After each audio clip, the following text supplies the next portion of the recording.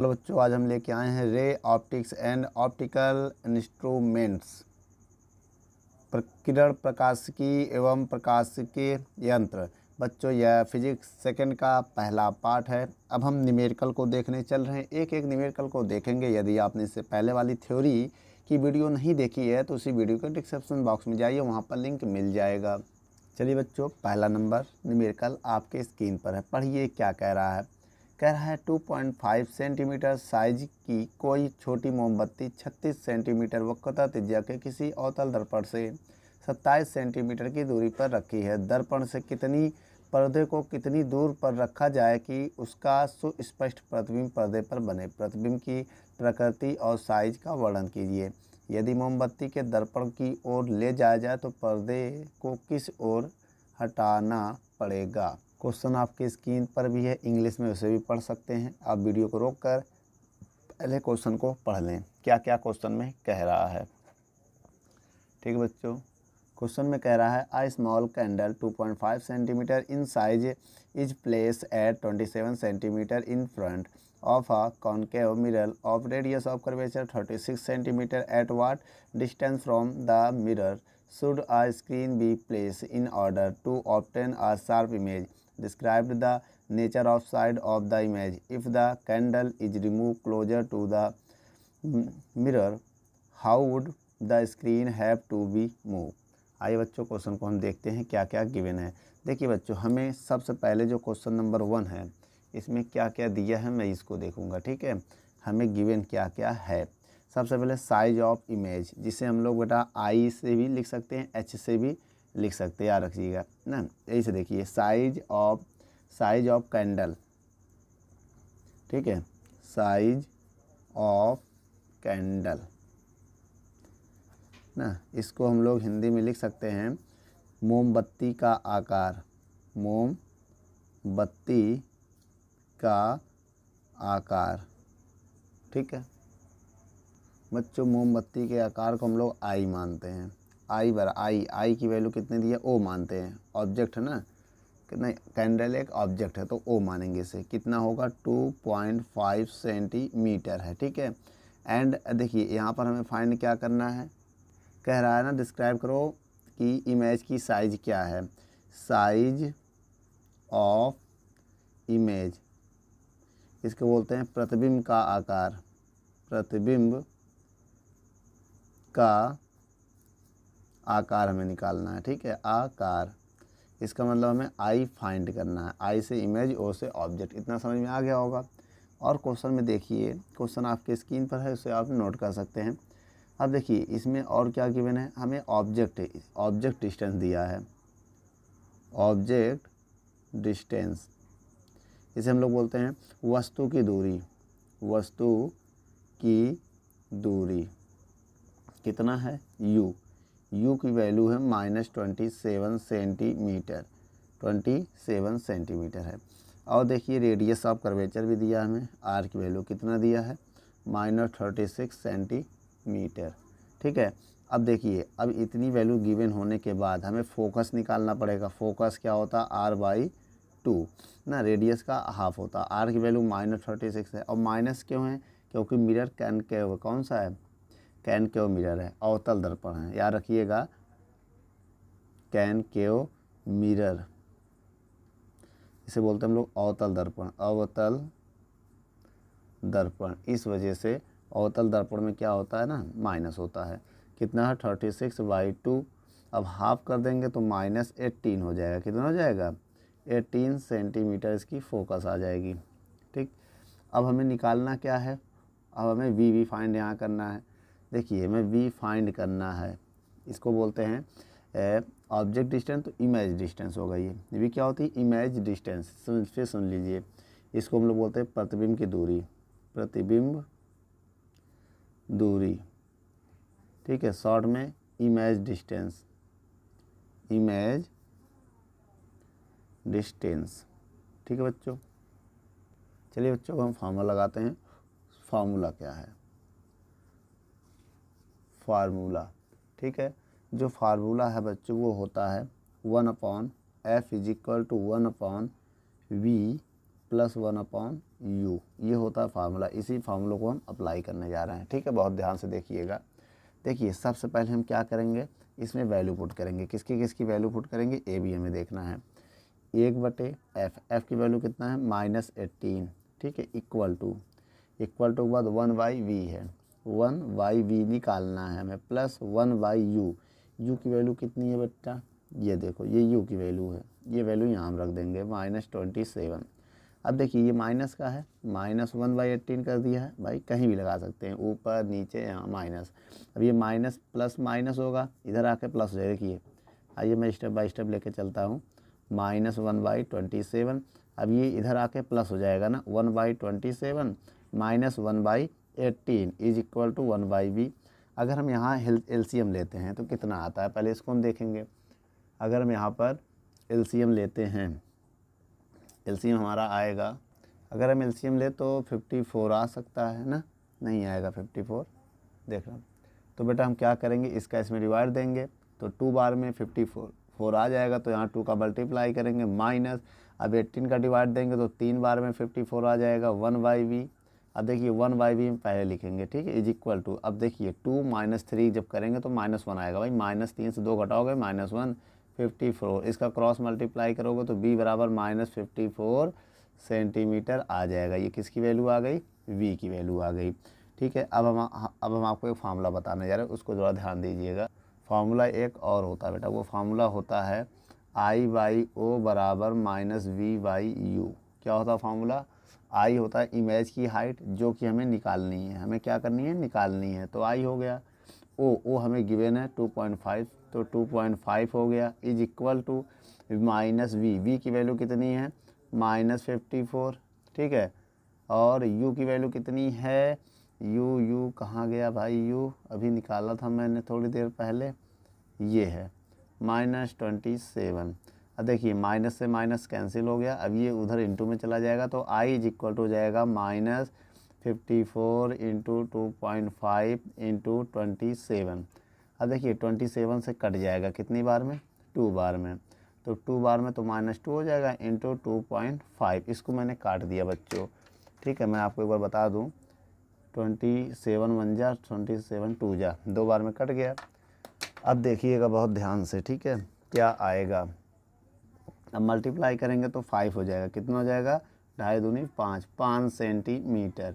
तो ये हमारा क्या आ गया, आंसर आ गया 5 सेंटीमीटर, ठीक है बेटा।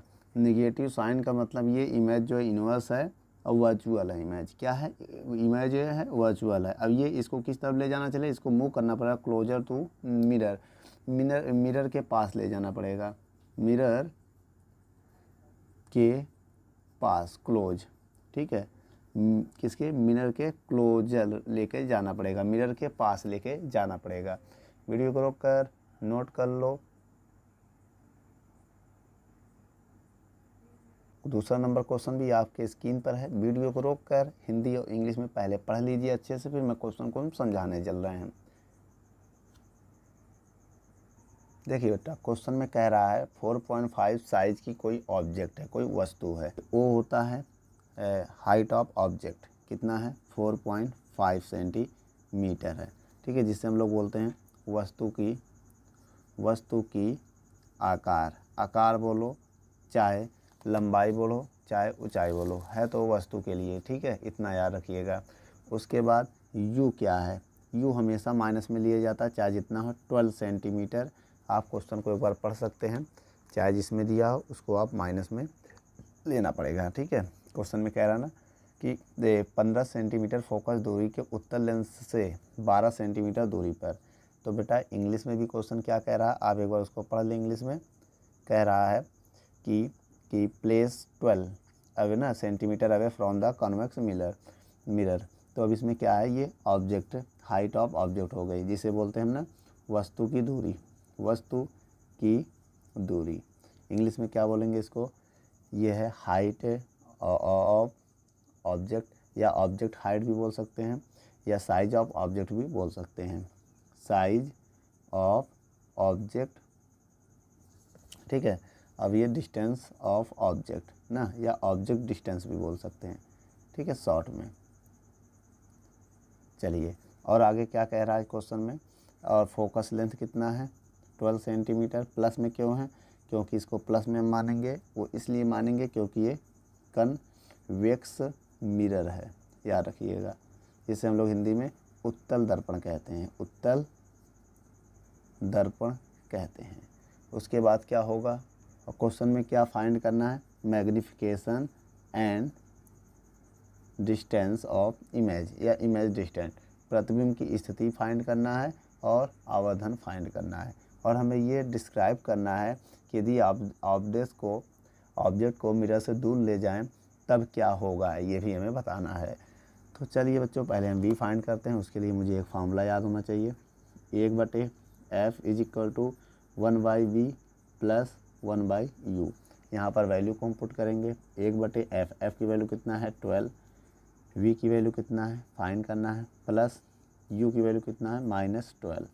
बच्चों ये 15 है, इसको गलती हो गई, यहाँ 15 कर देना, ठीक है। फोकस कितनी है 15 है, f है 15, ठीक है, इतना याद रखिएगा। अब हम माइनस में ही इसको इधर ले जाएंगे तो प्लस हो जाएगा, 1/f प्लस हो जाएगा, देखिए प्लस माइनस माइनस इधर जाके प्लस हो जाएगा, 1/12 = 1/v। एलसीएम लेंगे तो एलसीएम दो तरीके से लिख सकते हैं, 15 × 12 करके, और इसका इधर गुणा करोगे तो 12 माइनस क्या होगा यहाँ प्लस हो जाएगा ना, और प्लस इसका इधर गुणा करोगे तो 15 = 1/v। जब इनको ऐड करोगे तो कितना होगा 27, नहीं 5 2 7, हाँ 27 / 15 × 12 = 1/v।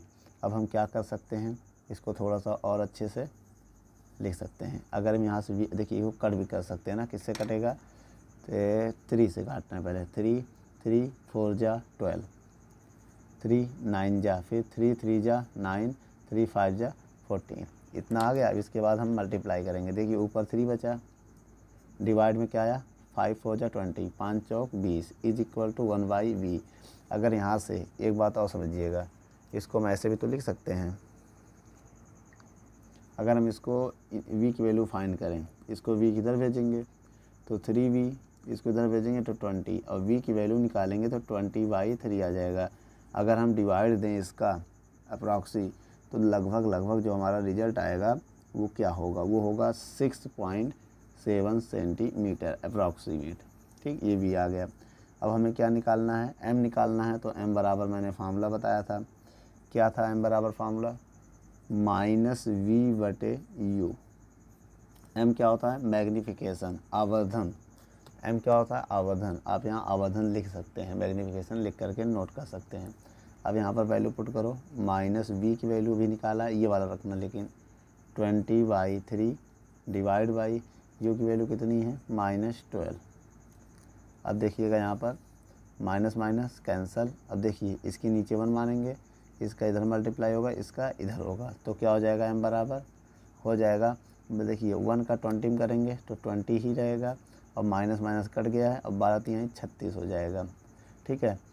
हो वहाँ ठीक है। अब इसको हम क्या करेंगे, 2 से डिवाइड करेंगे, 2 1 जा, ठीक है 0, 2 1 जा 2, 2 8 जा, फिर 2 से डिवाइड करेंगे, 2 5 जा, 2 9 जा, ये आ गया बच्चों। अगर हम इसमें अब डिवाइड दें 5 का तो कितना आएगा बताइए बच्चों, इसको हम डिवाइड देने पे आएगा 5.5 समथिंग आएगा ना, 0.555 आएगा, तो एक बढ़ा देंगे तो 6 हो जाएगा।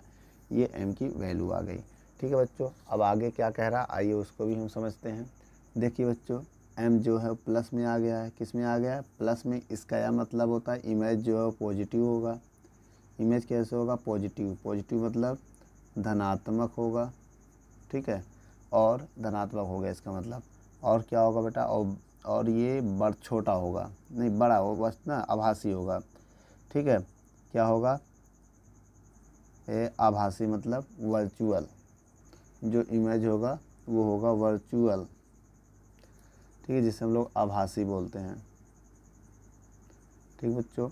और क्या होगा, ठीक है, ये होगा बच्चों। यहाँ पर हम एक्सप्लेन कर दे रहे हैं, अगर सुई को दर्पण से दूर ले जाया जाए तो प्रतिबिंब भी दर्पण से दूर हो जाएगी। If the needle is moved further from the mirror तो the image will also move away from the mirror, तो वो भी दर्पण से दूर हो जाएगी। ठीक है बच्चों, वीडियो को रोक कर नोट कर लो। चलिए बच्चों, अगला क्वेश्चन आपके स्क्रीन पर है। क्वेश्चन को पहले पढ़ लीजिए क्या कह रहा है क्वेश्चन। ठीक है, वीडियो को रोक कर आराम से पढ़ लीजिए, हिंदी में भी और इंग्लिश में भी, पर मैं इसको एक साथ सॉल्व कराने चल रहा हूँ। देखिए बच्चों, में दिया क्या है क्वेश्चन नंबर 3 में, actual depth of the needle in water. ठीक है बच्चों, आइए देख लीजिए। Actual depth of the needle in water, पानी में सुई की वास्तविक गहराई इतना दिया है, जो कि क्वेश्चन में आप देख सकते हैं। और apparent depth of the needle in water, पानी में सुई की आभासी गहराई इतना है। हम आपको फार्मूला बताते हैं। पहले हमें आप यहाँ पर रिफ्लेक्टिव इंडेक्स निकालना है, जिसे हम लोग अपवर्तनांक कहते हैं। क्या बोलते हैं? Reflective index. बच्चों, इसे हम लोग रिफ्रैक्टिव इंडेक्स कहते हैं, जिसे हम लोग अपवर्तनांक कहते हैं। अपवर्तनांक, इसका फार्मूला होता है म्यू बराबर H1/H2। H1/H2 क्या होता है, जो कि मैंने नाम बता दिया। ये मेरा H1 है और ये मेरा H2 है। ठीक है, अब यहाँ पर हम इसकी वैल्यू निकालने जा रहे हैं। 12.5 सेंटीमीटर इसकी वैल्यू है। अब H2 की वैल्यू है 9.4 सेंटीमीटर। जब इनका डिवाइड देंगे तो अप्रॉक्सी 1.33 आ जाएगा। ठीक है, उसके बाद अब हम वाटर की जगह अन्न। अब देखिए, वाटर को हम रिमूव कर दे रहे हैं। ठीक है, वाटर को हमने एक लिक्विड में कर दिया। इस बार वाटर को हटा दिया। वाटर किस में चेंज हो गया? लिक्विड में। अब देखिए, इसका रिफ्लेक्टिव इंडेक्स हमें गिवन है, इसको डैश मार ले रहे हैं। कितना है? 1.63 है। ठीक है, अब देखिए, इसी को इस किसी बीकर से हम वाटर को निकाल के कोई लिक्विड भर दिया। अब उसमें नीडल रख दिया। अब उसकी क्या है, अब वो हमें फाइंड करना है। उसकी अब रियल हाइट क्या है वो हमें बतानी है पहले। देखिए ना, जिसे हम लोग अपरेंट हाइट भी बोलते हैं। इसके लिए अब आपको एक काम करना पड़ेगा। सबसे पहले फार्मूला यही लगाएंगे, म्यू डैश बराबर H1/H2 डैश यहाँ पर हो जाएगा। क्यों होगा? क्योंकि बेटा ये तो वही रहेगा। ये इसका मान कितना, इसकी वैल्यू निकालेंगे अगर हम यहाँ से H2 डैश की, तो H1/म्यू डैश। अब बताइएगा, H2 डैश बराबर H1 की वैल्यू कितनी है? H1 की वैल्यू 12.5 है और म्यू डैश की वैल्यू कितनी है? म्यू डैश की वैल्यू ये है 1.63। अगर हम इसका डिवाइड इसमें देते हैं, समझिएगा, तब क्या आएगा? जब हम इसका इसमें डिवाइड देंगे तो आप इसको सॉल्व कर सकते हैं। एक जीरो लगाइए, पॉइंट से पॉइंट कैंसिल कर दीजिए, हो गया 1250 डिवाइड बाई 163। अब इसका डिवाइड दे दीजिए अब अपने तरीके जैसे आपको सिखाया गया है। 7.67 सेंटीमीटर अप्रॉक्सी हाई आएगा। ठीक है, अब हम क्या करेंगे इसके बाद? देखिए, अब इसको मूव अप कितना करेंगे ये भी देख लीजिए बेटा। मूव अप करने के लिए आपको H2 से H2 डैश माइनस करना पड़ेगा। H2 कितना था हमारा? H2 था 9.4 माइनस 7.67, इससे माइनस कीजिए। जब आप माइनस करेंगे तो आपका आएगा 1.73। ठीक बेटा, माइनस कर सकते हैं आप, यहाँ जीरो मान लेंगे। 940 से 967 जब माइनस करेंगे तो कितना आएगा? 1.73 सेंटीमीटर आ जाएगा। यही हमारा आंसर है। तो distance by the microscope should be move up, ये डिस्टेंस हमारा है। क्या है? क्या बच्चों? डिस्टेंस, दूरी है। इतनी दूरी तक माइक्रोस्कोप ऊपर ले जाना पड़ेगा। मूव अप मतलब ऊपर की ओर। ठीक है, ऊपर की ओर दूरी, ऊपर की ओर दूरी। ठीक है बच्चों, वीडियो को रोक कर नोट कर लो।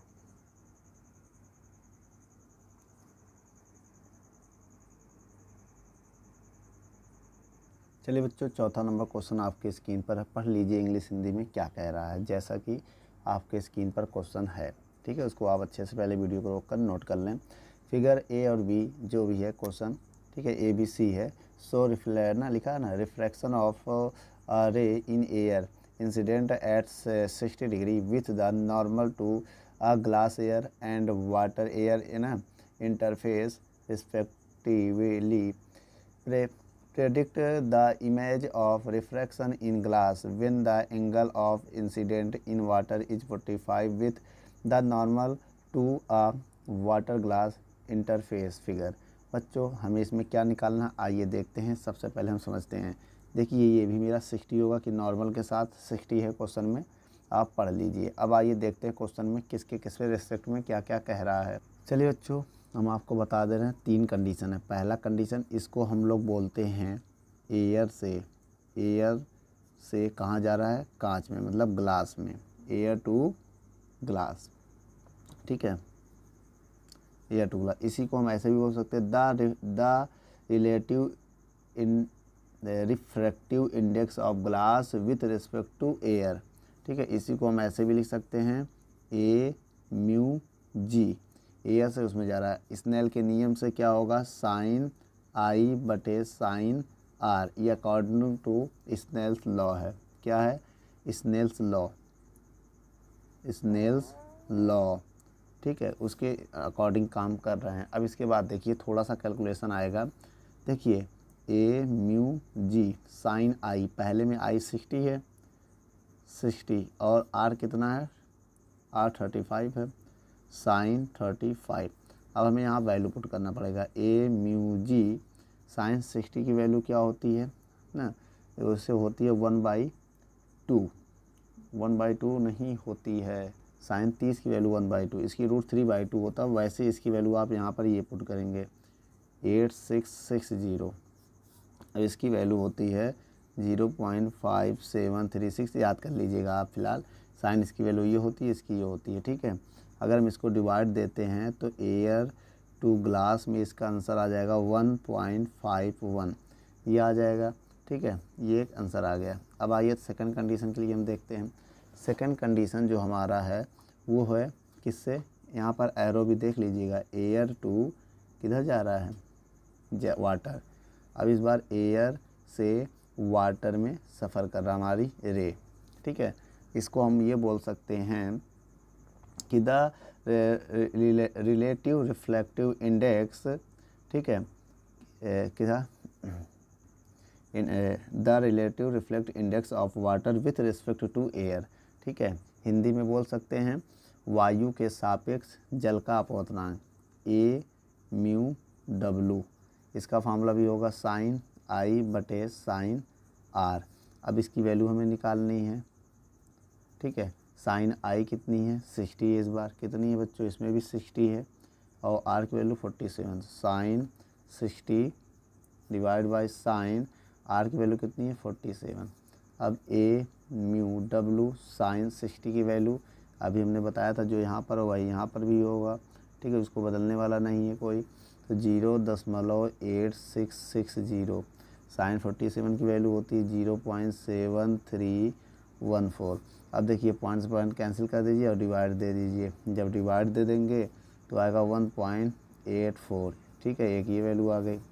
अब हमें क्या निकालना है इसके बाद, इधर देख लीजिए, ये इधर है मेरा वाटर टू ग्लास, ठीक है। अगर हम इसका निकालना चाहें तो कैसे निकालेंगे, देख लीजिए। इसको हम ऐसे लिख सकते हैं डब्लू म्यू जी, देखिए अब इसी को हम ऐसे लिख सकते हैं, इसमें क्या नहीं है, इसमें एयर नहीं है ना, तो हम इसको ऐसे भी लिख सकते हैं।